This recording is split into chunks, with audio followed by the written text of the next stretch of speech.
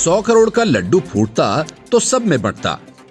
ऐसा नहीं है कि पूरा का पूरा लड्डू अनिल देशमुख अकेले खा जाते, लेकिन परमबीर सिंह ने सारा भांडा ही फोड़ दिया और महाराष्ट्र की भ्रष्टाचार और वसूली के सीमेंट से बनी 3 टांगों वाली सरकार को कटघरे में ला खड़ा कर दिया। शिवसेना और एनसीपी में ठन गई है। मामला कुछ ऐसा लग रहा है जैसे सचिन वाजे और परमबीर का बदला शिवसेना अनिल देशमुख से लेना चाहती है, क्योंकि सूत्र बताते हैं कि परमबीर की चिट्ठी उद्धव ठाकरे के ऑफिस से लीक हुई है। उद्धव ठाकरे बैठक कर रहे हैं, लेकिन दूसरी तरफ शरद पवार पूरे परिवार के साथ आगरा में मौज मना रहे हैं। महाराष्ट्र में गृह मंत्री अनिल देशमुख पर बेहद गंभीर आरोप लगे हैं।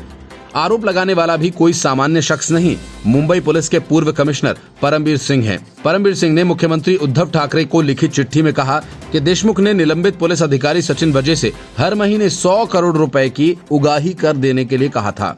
पूरे विवाद पर शिवसेना ने कहा कि सरकार इस पर चर्चा करेगी। इस बीच शिवसेना के राज्यसभा सांसद संजय राउत ने एक शायरी ट्वीट कर अलग ही संदेश दिया है। राउत लिखते हैं, हमको तो बस तलाश नए रास्तों की है, हम हैं मुसाफिर ऐसे जो मंजिल से आए हैं। राउत का शेरो शायरी के जरिए संदेश देना नया नहीं है।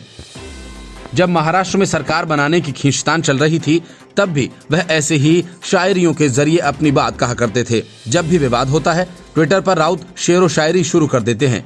अब इस ट्वीट का क्या मतलब है, ये तो वही जाने, मगर पार्टी की आधिकारिक प्रतिक्रिया यही है। महाविकास अघाड़ी सरकार इस मुद्दे पर चर्चा करेगी। परमबीर सिंह ने एक चिट्ठी से महाराष्ट्र की राजनीति में भूचाल ला दिया। उन्होंने गृह मंत्री अनिल देशमुख पर आरोप लगाया कि उनके टीम मेंबर सचिन वाजे को बार और हुक्का पार्लर से प्रतिमाह 100 करोड़ रुपए वसूल कर लाने का टारगेट दिया था। इसके जवाब में देशमुख ने ट्वीट किया कि परमबीर सिंह ने एसयूवी मामले में कार्रवाई और मनसुख हिरेन की मौत से संबंधित मामले में खुद को बचाने के लिए उन पर झूठे आरोप लगाए।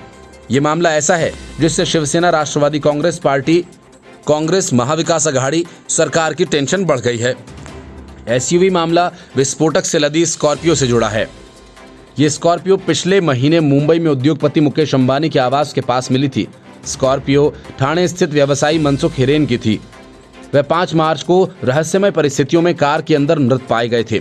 मुकेश अंबानी के केस का पूरा इन्वेस्टिगेशन अब एनआईए कर रही है, जिसने सचिन वाजे को अरेस्ट किया। एनआईए केंद्रीय एजेंसी है और इस बात की पूरी संभावना थी कि परमबीर सिंह को भी इस केस में बयान के लिए बुलाया जाता, क्योंकि वे सचिन वाजे के बॉस थे। परमबीर सिंह अभी सर्विस में हैं। सितंबर 2022 में उनका रिटायरमेंट है।